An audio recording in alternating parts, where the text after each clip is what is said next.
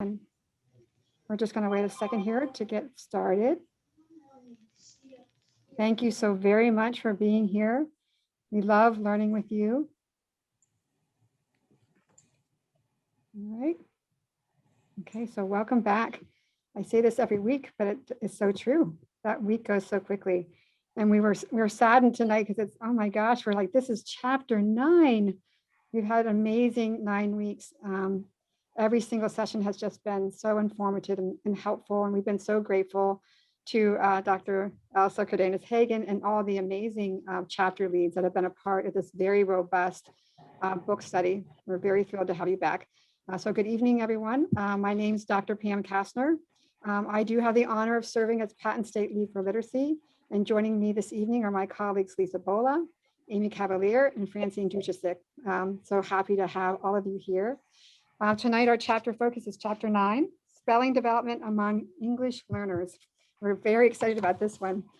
So let me tell you a little bit about the amazing chapter lead who will be leading this chapter along with Dr. Cardenas-Hagen. Alessandra Rico is our lead this evening. Alessandra Rico is a bilingual educator at Valley Speech Language and Learning Center, St. Mary's School, Brownsville, Texas. Ms. Rico is a bilingual educator who works at the Valley Speech Language and Learning Center in St. Mary's School in Brownsville, Texas. Her expertise includes working with English learners who experience reading difficulties. Most recently, she has specialized in educational technology to incorporate a hybrid model of instruction. She has also served as a co-editor for a curriculum design to meet the language and literacy needs of bilingual students. We are absolutely honored once again to have Dr. Elsa Cardenas-Hagen join us, and to see also tonight, this evening, is Antonio Fierro.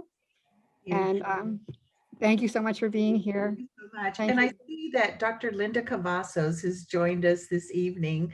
And so you'll be in for a treat next week. Dr. Cavazos, with her wealth of knowledge, we've worked together on many projects. And so she is joining us as well this evening. So Linda, feel free to chime in. Antonio, feel free to chime in during our discussion.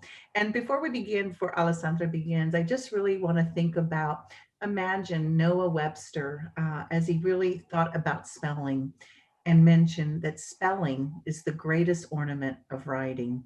And what we know about spelling is that, and I consider it kind of like spelling and writing, the last frontiers for us in our research world, in really looking, especially, in my area of looking at students with dyslexia, really trying to get, how can we achieve, and make these students just expert spellers and expert writers. And so I'm very thankful to Alessandra and to Alessandra Rico and to Dr.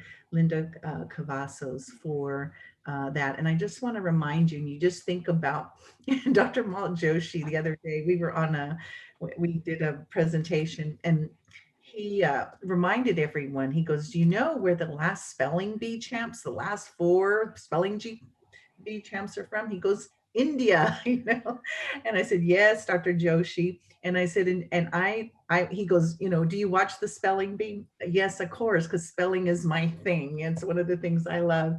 But one of the things I want to tell you is, think about that. I don't know, come on, you all fess up. Have any of you watched the spelling bee? Any of you get nervous with the kids, or am I the only geek around here watching the spelling? Well, one of the things that you notice in the spelling bee, just think about that. The student asks, can you say the word? I say, can you tell me the word origin, right? Can you use it in a sentence, right? And when they're doing all of this, I really was thinking what they're doing is going through the stages of spelling, and they're getting to that that orthographic knowledge. They're getting to that memory. They're understanding the word origin. So if the word was from the Greek, I know that PH will be with the, F sound will have PH, or CH will be spelled for the sound.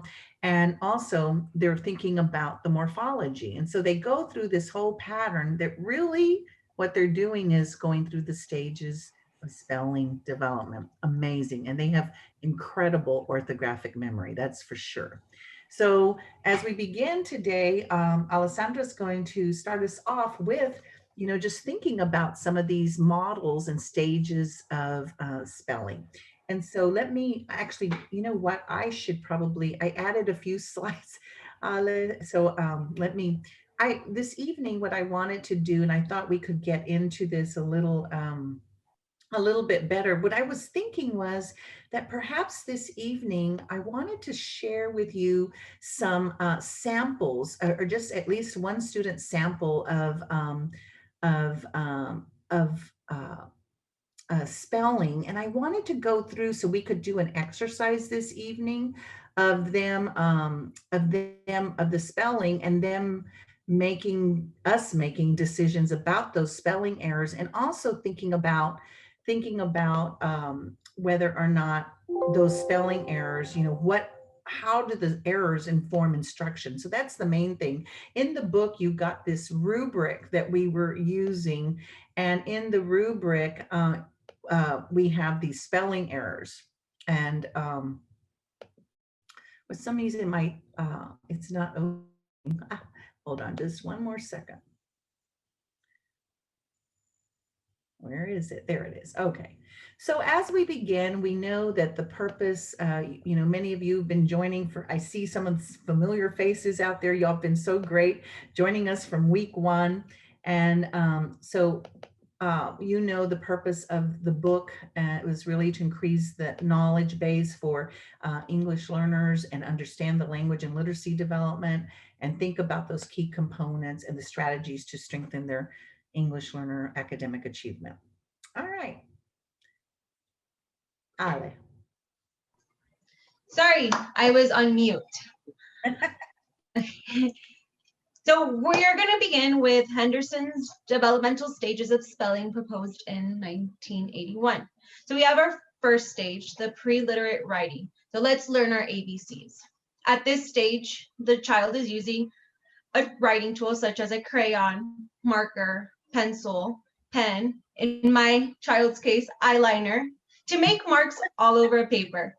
These marks can be represented as scribbles. As these spellers progress, real letters and numbers may be used, but the speller does not understand that these letters represent sounds in words. They do not understand that writing is a system to communicate speech. Then we look at our second stage, the letter name spelling alphabetic stage. I know my ABCs. So at this stage, the child becomes aware of the letter sound correspondences. Spellers can match written letters to letter sounds more consistently, and their spellings are phonetic. Then we look at stage 3, within word pattern. At this stage, the spellers are comfortable spelling these short vowel words, sometimes even blends and digraphs. This stage is marked by the individual or this child's experience with words and their understanding of phonics and reading. So now we're adding up the syllables and our stage 4 syllable juncture. At this stage, the knowledge of spelling rules and English syllable patterns are more evident. Spellers often take what they know about spelling patterns and rules and apply it to longer words. And finally, we have our 5th stage, our derivational principles. So in this stage, the speller acquires knowledge of word parts and the understanding of origin of words. The knowledge of these word origins will aid or may aid the speller at this stage.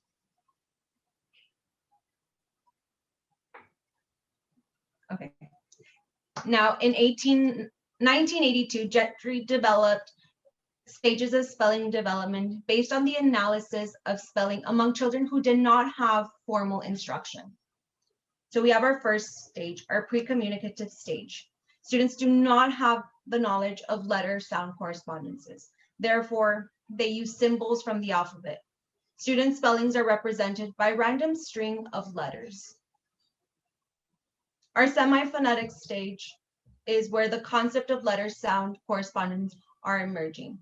They are beginning to understand letter sound correspondences. The student has incomplete phonetic representation of words. For example, they may use the letter U instead of writing out Y-O-U. Our next stage, the phonetic stage, students have very basic knowledge of phonetics. They will use a letter or group of letters to represent every speech sound. Although some of their choices do not follow conventional spelling, the words are systematic and can be easily understood. For example, a spelling can be pencil being spelled as P-E-N-S-E-L, or the word in spelling, the spelling could be spelled as E-N. Then we look at our transitional stage. The speller does not only depend on their phonetic knowledge, but they also depend on their previous experience with the words. The speller will rely on the sound structure of the language and are beginning to gain morphological knowledge. And finally, the correct stage. At this stage, the speller understands the patterns and generalizations or rules for spelling and can spell conventionally during this stage.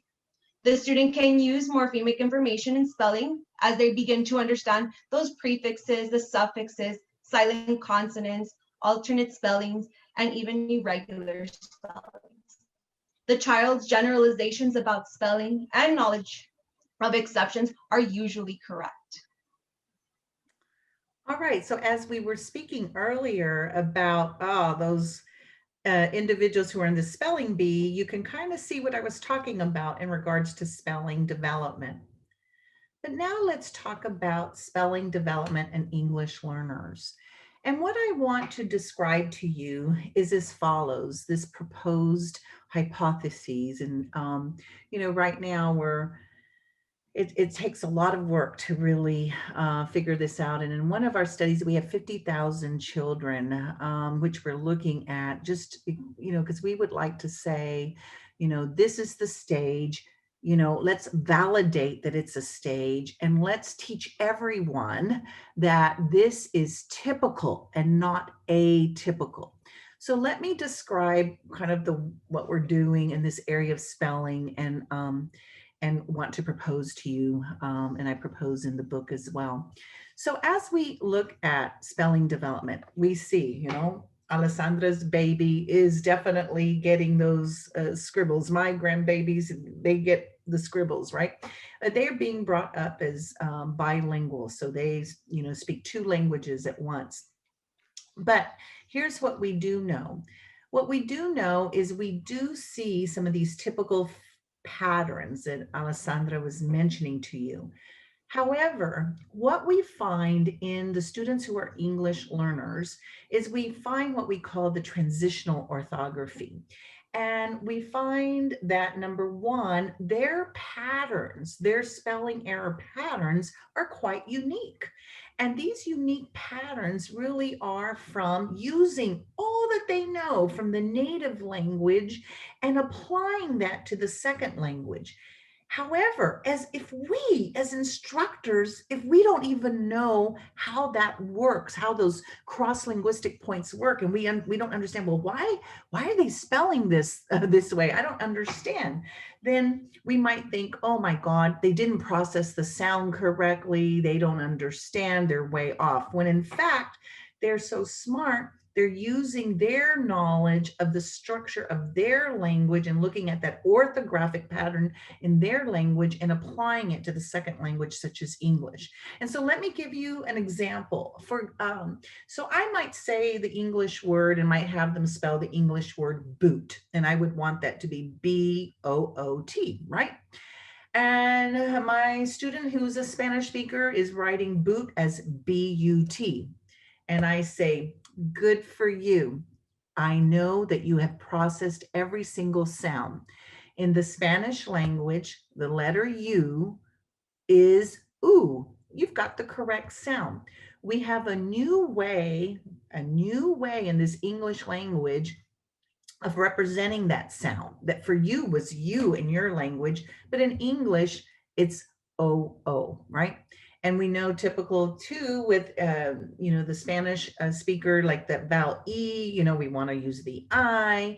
And another example would be like our soft R. So if you wanted me to write the word letter, like please write a letter to your mom, And I spelled it L-E-R-E-R. And if you saw that, you would think, oh my God, they're way off. Why did they use the letter R for a T or the double T, right?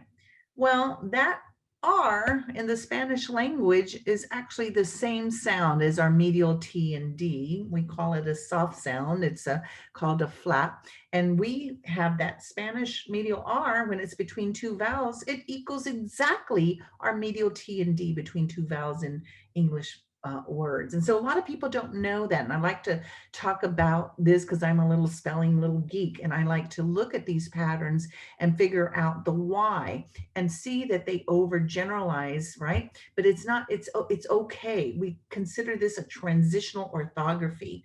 And then kind of an extra little step will be that overgeneralization from, you know, English to English. So you taught me about the sound k, right? And you taught me that, you know, C before AOU consonant or consonants is, you know, that letter C. But maybe, right, I didn't know when I'm writing the word sick, I didn't know this other pattern. So I wrote it as SIC, right? Instead of that CK, because I didn't know that new pattern, that new spelling pattern. If you teach me that new spelling pattern, then I'm going to know it. And I can move then to conventional spelling, and then really understanding. We have about 250 spelling patterns, and we have 5 spelling rules. And if we look at the language, it is 85% predictable in the English language, right? So, you know, we've got to work with that other 15% that we've borrowed from so many other languages. But most often what we find is it's predictable.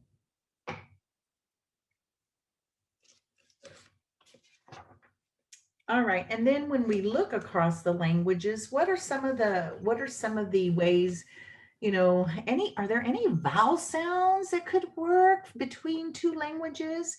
So for example, between Spanish and English, we might say, well, I've got that sound A in Spanish, right? A, right? But it's really presented in the language as EI or EY, right? I also have the sound eh, which is very similar to the short E sound, or I have the sound O, which is very similar to that long O sound, O. But I also have consonant sounds. We have, you know, many consonant sounds that are also the same. So my sounds made with the lips all transfer, p and b, so M, P, and B, right? And I've got my C and my K and my G and my L, M, N, P, right? S, T, and V if you don't, depending on your dialect, right? We also have that sound W in our language, but we don't use the letter W, right? We use a combination of a UA or a UE, like in words like cuento, cuando, and we have the sound. So when they learn the English language and learn that spelling, it shouldn't be as difficult. And we do have digraphs, right? So we think about, well, you know, we have a digraph CH that, you know, that transfers directly across the language. And we have diphthongs like OI and OY, and the patterns are the same. We use OI, OI in the initial and medial position of words. We use OY in the final position. That very same rule applies in the Spanish language to the English language. But what's even more beautiful is that 60% of the English language comes from Latin. And so any Latin language, such as Spanish, we have morphemes, and those morphemes, those word parts really can help our students, not only for developing, as you heard, vocabulary, but really come in handy for spelling development. And it's one of the final stages that we see in spelling development. So as we look at this, we might be thinking, you know, how can I learn more about what to do? So I want to make sure that we understand the kind of patterns. And so in table 9.2 in the book, I demonstrate to you, you know, why they might use the letter V for B, or B for V, right? Or the C for the K, or the fact that maybe they might use the letter J for age because, H is silent in their language, right? Or when we look at, they might add extra R's there because the R is trilled.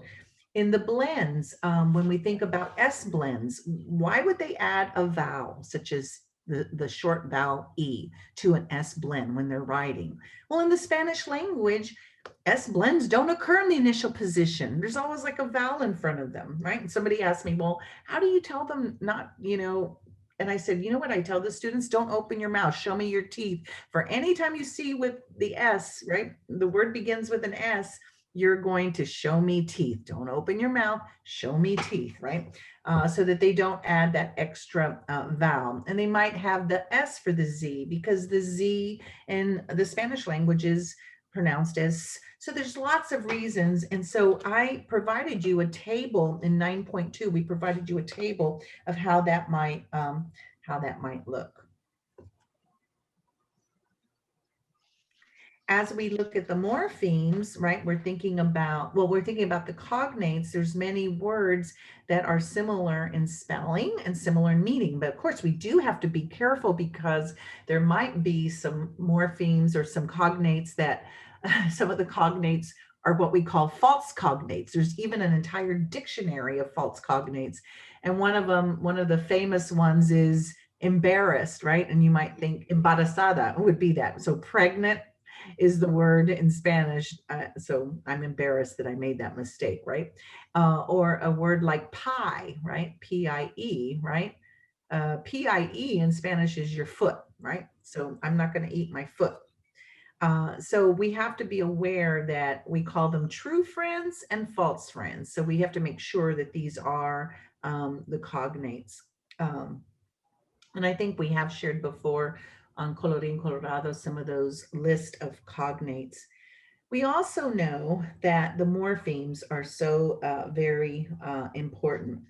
And as we look at these morphemes, we think about, 60% of the English language comes from Latin, 15% comes from the Greek, and we'll see anywhere from, about 5% from the Anglo-Saxon. And so when we see this, we want to make sure that we capitalize upon what they know.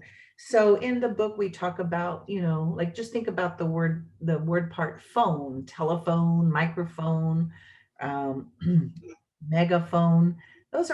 They're not only morphemes, they're cognates for the Spanish language. Megáfono, teléfono, audífono, micrófono. And so we want to make sure that we are working with our students and helping them to identify how what's the same and what's different. Now, the most challenging sound in the English language to spell is the sound k. That's the most challenging sound because the sound k in the English language, for example, if I say the sound k, I know to use the C before A, O, U, and consonants, right? That's my hard C in English. I have the same exact rule in the Spanish language, C before A, O, U, and consonants, right? Now, I have the K, which we don't have in Spanish. So, I might use that K before, maybe I'm thinking about some borrowed words, right? Or I'm thinking at the end of words. So in the final position after a vowel pair, like look, or I have CK right? That would be in a one syllable word after the short vowel. And then I might have KE for my K also at the end of words after the long vowel, right? And so, but now I use that letter C before E, I, or Y, and it turns to the soft sound, right? So there's a pattern of C-E, C-I, C-Y. Well, Spanish has the same pattern, but only for C-E and C-I. And the sound will be that soft sound, S. So we can make those connections, but first we have to know the connections to teach our students. And that's what we had hoped to, really describe to you through this chapter 9. Any questions at that at this point, just to kind of stop and reflect or discussion before we move into our rubrics? Are we good? Also, we did have one question about Spanish, and the person asked, does Spanish have letter names or just sounds? No, Spanish has letter names. Yes. Yes. But most of the times, for example, in the vowel sounds say their names, right? Kind of like A, E, I, O, U. I, A, E, O, U. Yeah. Yeah, so the consonant sounds have names, the vowel sounds have names. Yeah, names and sounds. And most of the time they're like for sure the vowels say their name. Thank you. And and Heidi also mentioned about the Y sound in Spanish. Yeah, so the Y sound has two sounds. So let me, we think that the Spanish language is transparent, right? We've talked about that not being as complicated. But in the Spanish language, we have 14 letters that share a common sound with another letter. And we have some sounds that are represented by 4 letters, right? So that would be a sound like S, and it could be used with the C, like I was talking to you about, the S, an X, and a Z. So 4 letters can represent one sound. So although we say Spanish is such a transparent language, we do have these sounds that can be represented by various letters. Thank you. And we can see how that can complicate things. Yeah, definitely. So Suzanne Carricker and we had worked on this together, and she also writes about this in a book called Multisensory Teaching of Basic Language Skills that we've mentioned before. And just thinking about the kinds of errors, and that really errors can inform instruction. So we would think about, you know what, I would rate this a 1 if the student was demonstrating these random strings of letters and the letters were out of order or missing. A 2 would be, there's extra letters within the word, but it's evident that all sounds are represented. Or there's incorrect letters, and these are really going to be a representation that there's difficulty with the discrimination of similar sounds, and we'll talk about that in just a moment. A 3 would be, this is incorrect, but I can kind of see the why. There's reasonable letters used, right? Or, they didn't double or drop or change. Those are my rules, right? For spelling, my spelling rules of English. And a 4 would be that overgeneralization of the patterns or rules within the language or across the languages. All right. So I'm going to show you on this next slide a sample of a student error pattern that's a Spanish-speaking English learner. So let's look at this. Using CHELDREN, children, for children, right? Using BURER for butter. URITHING for everything. MAKEING for making. OUTSIND for outside. LEFING for LIVING. All right. So as we look at this and as we think about and start to look at children, butter, everything, making, outside, living, how might I use the rubric, right? How might I use the rubric? Do we see any letters out of order or missing?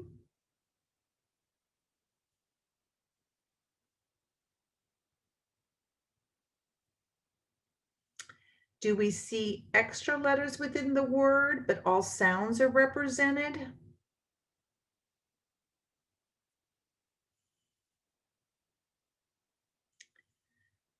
Do we see incorrect but reasonable letters? and perhaps letters not doubled, dropped, or changed. All right. So what would you say for number 1? Which one do you think it would be?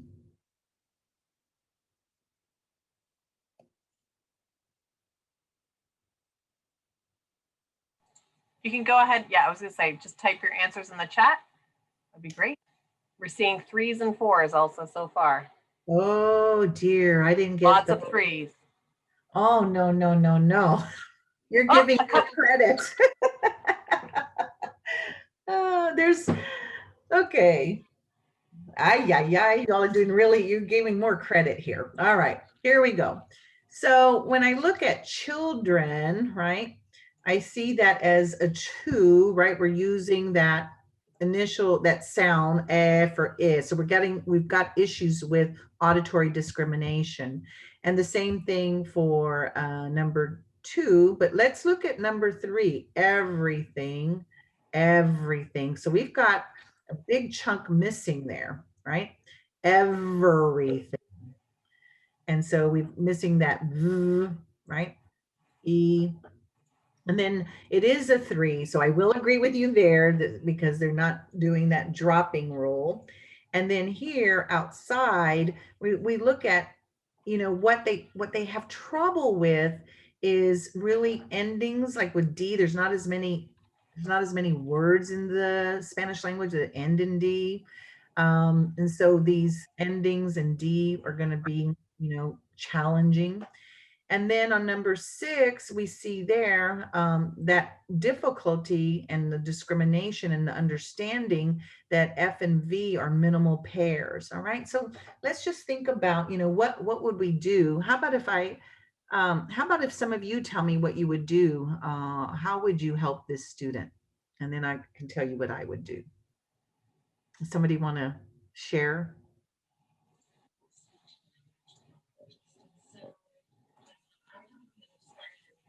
What's one of the things that you note as a pattern across many of these words? We did have the participants be able to unmute. So if they want to, if somebody wants to go ahead and contribute, that would be awesome. Oh, wait, do it again. There we go.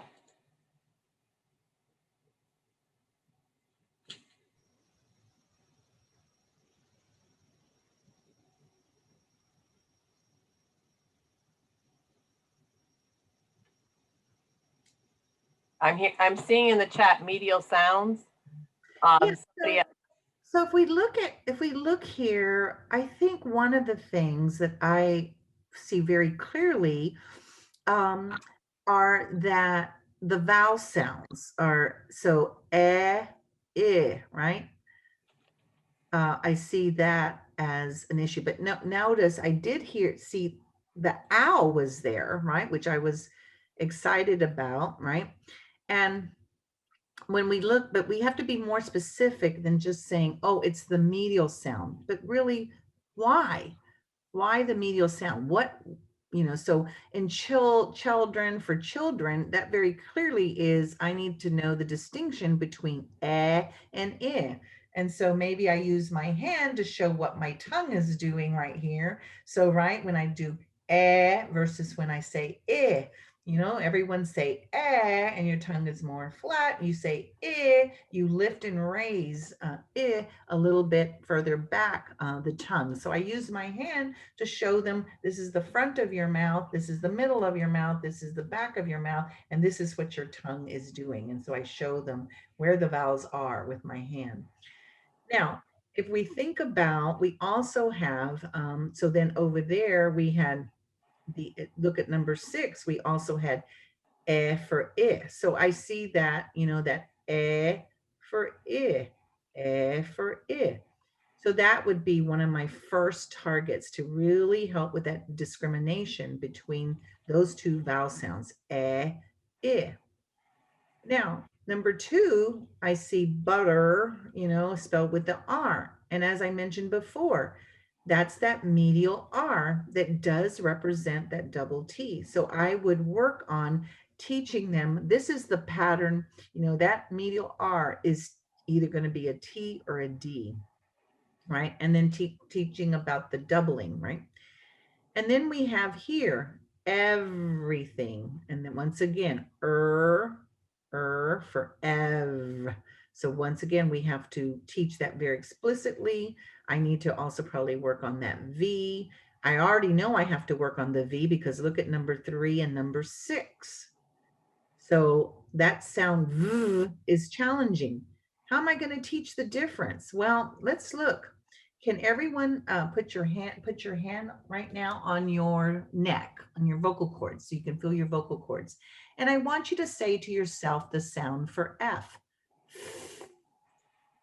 Very good. Now I want you to say the sound, the same sound, but this time you're going to add voicing. You're going to add sound to it, right? So that sound becomes V.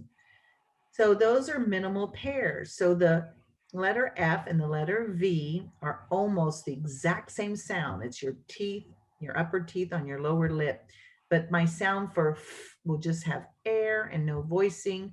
So I need to add the voicing, right? I also need here to work on that. So I've given you about how I would work on and teach the art being T and D, work on that dropping rule, and then also work on the difference in these minimal pairs and working on words that end in D. All right. There are a couple questions. One of the questions in the chat actually is directly what you're talking about, Elsa. It says, I show the difference between E and I. Your mouth has a little smile and short I you can really do without your mouth moving your mouth. Is that okay? Yeah, I think you have to do as many, let's look at ourselves in the mirror. Let's feel, let's see what our lips are doing, what our mouth is doing. Let's see what our tongue is doing. And so I think both looking at your lips and the formation of the lips, in addition to the formation of, we really go by the, where the difference is, I was thinking in Spanish right now, sorry. A, E, O, right? All right. So good. You want to take a few more questions also? There are a few more in the chat. Sure. Another one is, what time should an educator be concerned when students have all the right letters, but consistently mix them up not to follow a pattern? So make and make, like in her, so her it's M-A-K-E versus M-A-E-K. Oh, okay. So once again, what that is having trouble with that vowel discrimination, more so than just the letters. It's really, so just think about this. If I cannot process the sounds correctly, right, and produce them correctly, I cannot read and write them correctly. And a lot of times it's going to be that discrimination of the sounds that appears to be an issue. All right, that's it for now. Okay, good. I'm getting away. Thanks. Okay, let's see.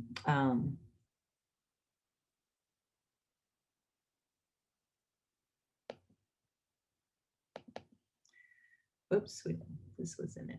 Okay, let me see where I was. Why did it go back there?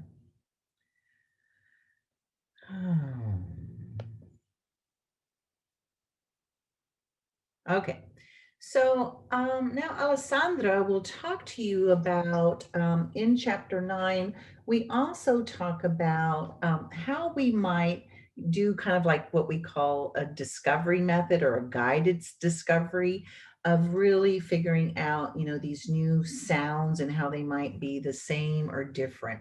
So Alessandra, take it away. Okay, so I'm going to be modeling the guided discovery lesson. So repeat after me. Say the words chip, Chip, chair, chair, chess, yes, teacher. teacher. What sound was the same in each of these words? Yes, the ch sound was the same. In what position did you hear the ch sound? I heard it at the beginning and the middle of the words. Correct. It is in the initial or medial position of the word. Watch as I write the word. What letter or letters represent the ch sound? CH. Yes, CH is used to represent the ch sound. Is this a sound that you recognize in your native language? Yes, I have that sound in my native language. It's the same. So the spelling pattern does this spelling pattern exist in your native language? Does that ch sound, is it spelled CH? Yes. Yes, in Spanish, the ch sound is spelled CH. Are there any similar words in your native language and English with the ch sound? I can't think of any right now. I'm going to show you my deck card. And we are going to use this keyword to unlock this sound. So here I have the letters CH, and it gives me that ch sound. I have a picture of a chimney, chimenea in Spanish. We're going to use this keyword to help us remember that the ch sound in English is spelled with a CH. Awesome. So the students learned the connection between that sound of ch.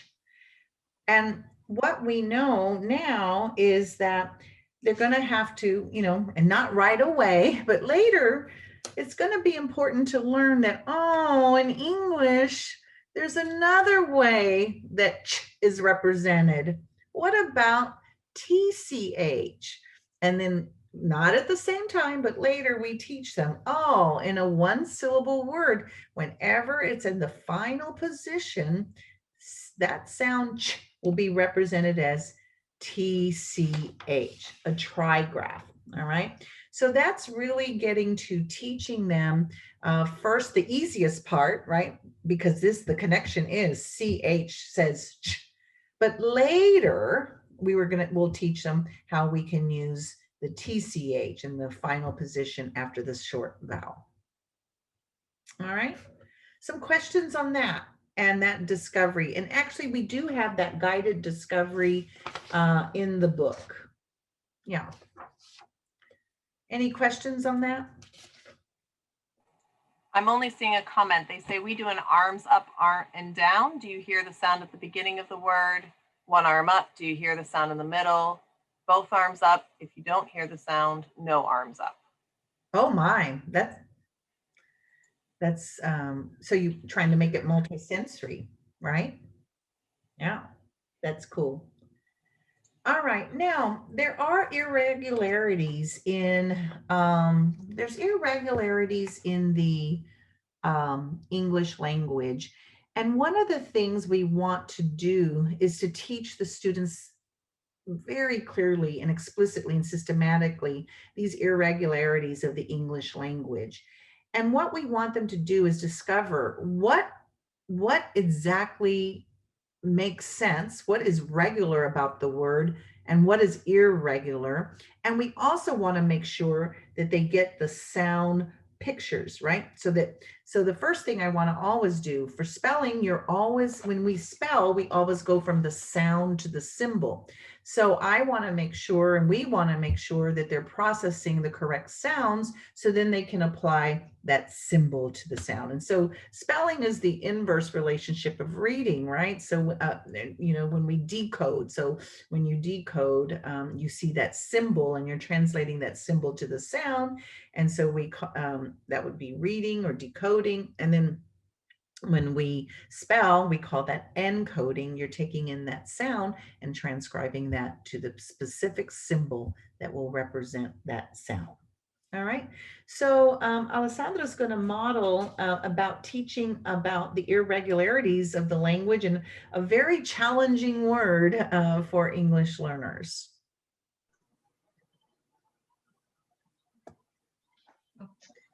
So I'm going to be teaching the word through. So I will begin with, say the word through.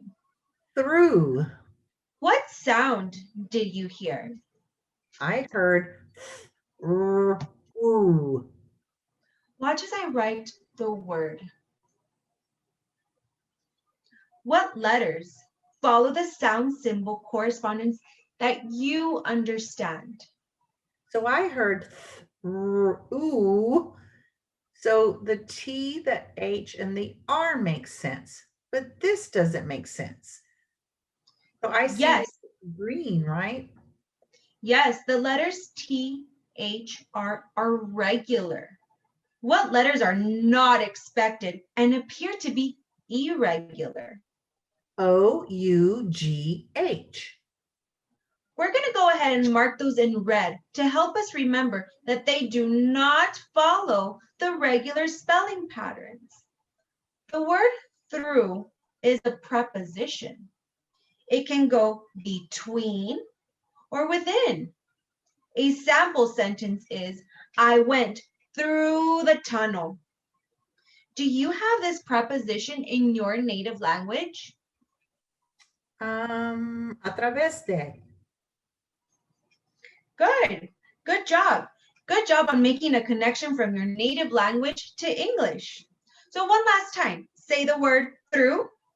Through. Write the word through in your spelling notebook and color code the irregular letters in red. Write the meaning and the part of speech, and let's use it in a sentence. Also, write the word that represents this word in your native language. You can also draw a picture to help you recall the meaning of this word. All right, so one of the things here that's important, so I'm getting a visual representation. We could bring in for our English learners total physical response and actually show them how we can actually show them how you go through something, right? Because we want that total physical response.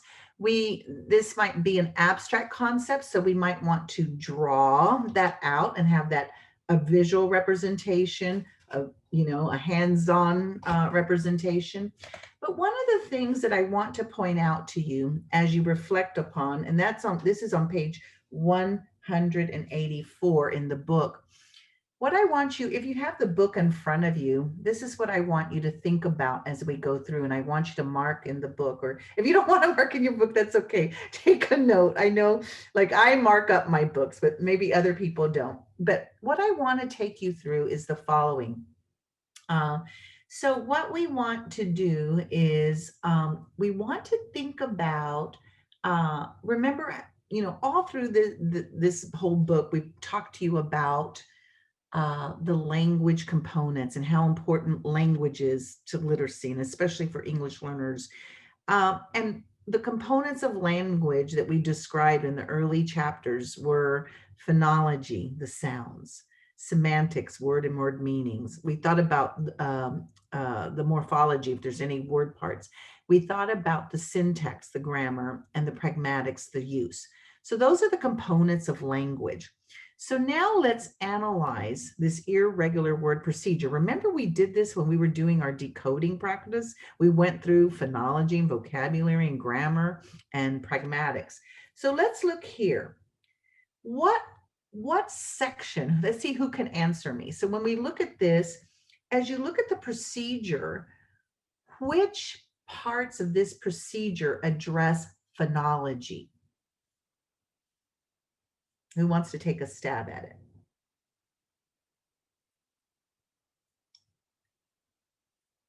What sounds do you hear? Awesome. Thank you, Carla. So, Carla and Rose. And then which part addresses the semantics, the words or word meanings? What are we asking for there?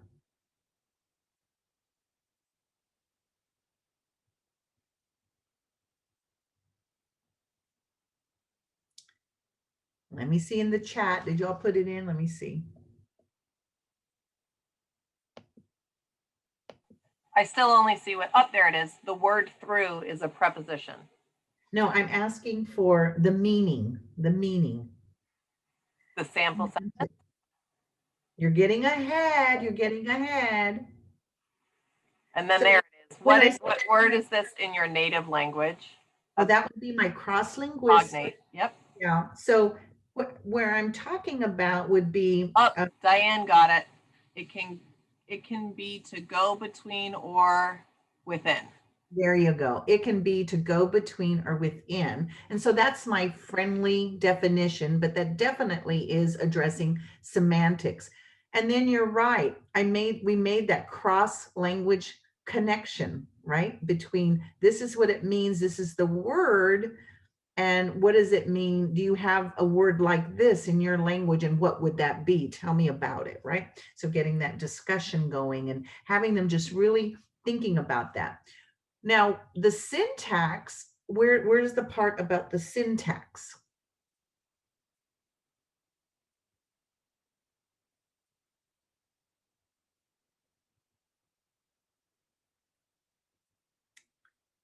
That's right. So the word through is a preposition, right? So we can go through something, and we might get up and go pretend like we're going through a tunnel or through a bridge, right? So, so that would be, where is pragmatics? Where's the component of language of pragmatics?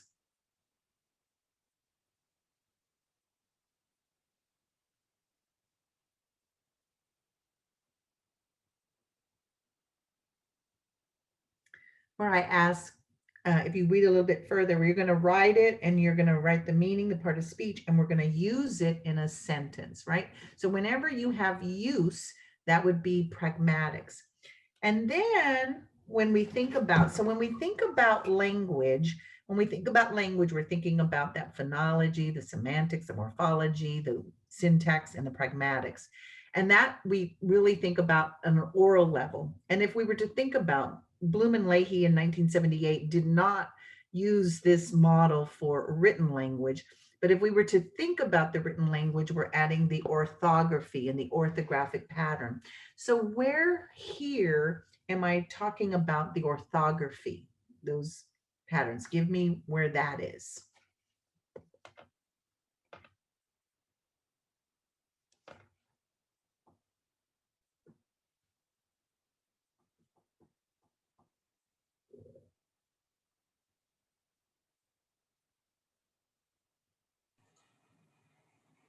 We have the letter RTHR. So I said, watch as I write the word and what letters follow that word, that sound symbol correspondence. These are the letters, and let's look at that O-U-G-H. So we're really talking about the pattern that we see there, and we're talking about the sound symbol correlation and which ones make sense and which ones don't make sense, right? And, you know, it's very hard, that O-U-G-H, you know, that O-U-G-H is very challenging because it can say ooh, like in through, right? Or it can say like in rough, or it can say off, like in cough, right? So that can be very challenging for our English learners, that O-U-G-H. All right, so awesome. So now we have, yes, we had, remember the Lucy clip? Oh, some of you are remembering that when we had the I Love Lucy, that was in chapter 5 when Ken Neeser brought that up. And it was like, he said thruff for through, right? And that's it, I've had enough. And he says enu. And so it was, I mean, how those writers were so amazing. They were going through O-U-G-H in that funny clip that we saw with I Love Lucy. And so Ricky Ricardo needed help with O-U-G-H, right? And needed that, you know, lots of experience. All right. So, let's see. So I have a question. I'd like to know, just because we want to see if anything that we are discussing here is going to make a change in what you do. So what is something that maybe you learned in this session that maybe you can implement, you're thinking about implementing and can make a goal and think about implementing next week? What are some things? And you can write it in the chat box if that's easier. So is there something here that you can take from the chapter and from our discussion on English learners and their spelling development? And is there something that you might take from this and that might kind of add to what you're already doing? Because I saw in here many of you are already doing so much work.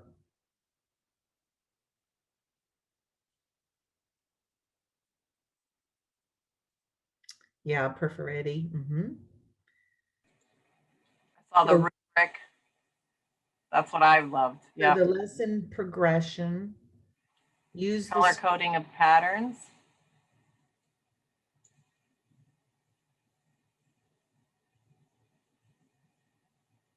Well, this one, Elsa, says forming the bond between the student's native language to their new learning. Yeah, that's so important. And that's what we found to be very, very helpful. And going through that connection between the spelling. Yeah. So yeah, you all brought in about plow and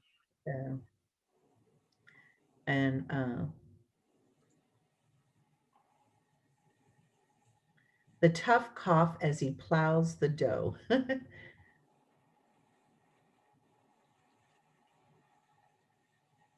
So it's very important. I love this. Thank you, Carlin Rose. You're talking about when teaching the foundational skills, if there's any message we want to get through, that you're going to incorporate phonology, semantics, morphology, syntax, pragmatics. And of course, we're working on orthography. That's really good. And the false friends, amigos falsos, very good. All right, so as we also think of this, in high school, I see they're developing, they still have some errors. So maybe you could, still get to that. Very good. Is there a way, how, when you think about spelling and you think about, what are some routines that I can use to support English learner spellings? Can you maybe you want to describe those might be. So when we think about that, what are some routines that we can use? And are there some routines that you learned this evening that could perhaps be incorporated as you work on spelling development with your students? What kinds of routines do you use, or what kinds of routines did you note from this chapter that perhaps you could use?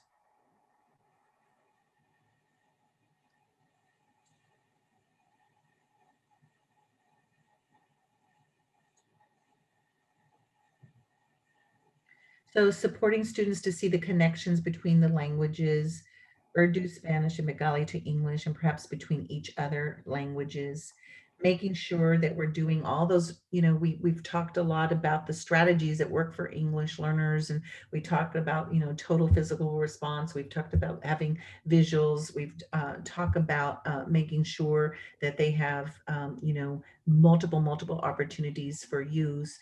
We like to actually make a deck, and you could do it on a Nearpod, make a Nearpod deck. And we like to use this irregular word procedure for them to learn those and really reflect upon them.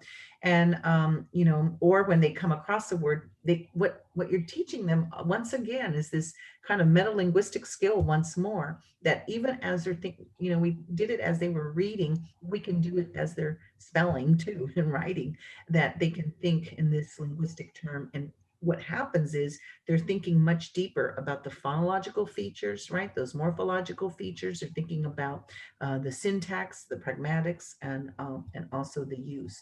So that is so important. Okay, any other questions? We're about wrapped up. More spelling than reading, improving spelling. Yeah. So one of the things is spelling is very clearly the last frontier. There's a lot of people who can read in English, but they cannot spell. But you never meet a speller who cannot read, right? And so what we know is spelling is the high, very, very much very challenging. And we know that English learners can benefit from explicit spelling instruction, and this helps them by capitalizing upon their cross-linguistic connections, and errors can inform instruction. And you can use that rubric to monitor the types of errors, and that will guide your instruction for helping them to really be, targeted. But look at those errors, and that will tell you what you need to teach. Alessandra, anything else to add? I think we're good. I think we're good.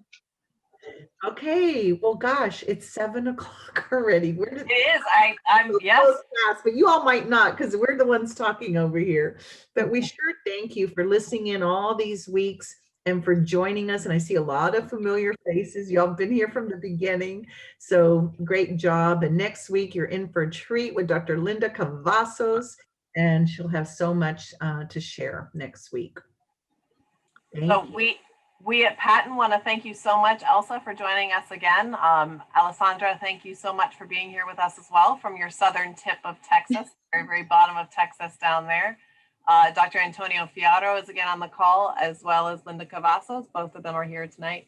And our colleague, Andrew Bell, has also joined us. Amy Cavalier and I are so grateful to you for being able to spend the evening. Dr. Kastner is unfortunately unable to rejoin, but she is, of course, sending our greatest wishes. So if you've joined us just for tonight, or you've joined us for all 9, we are certainly glad that you are spending your Thursdays with us, and we look forward to seeing you next week. Thank you.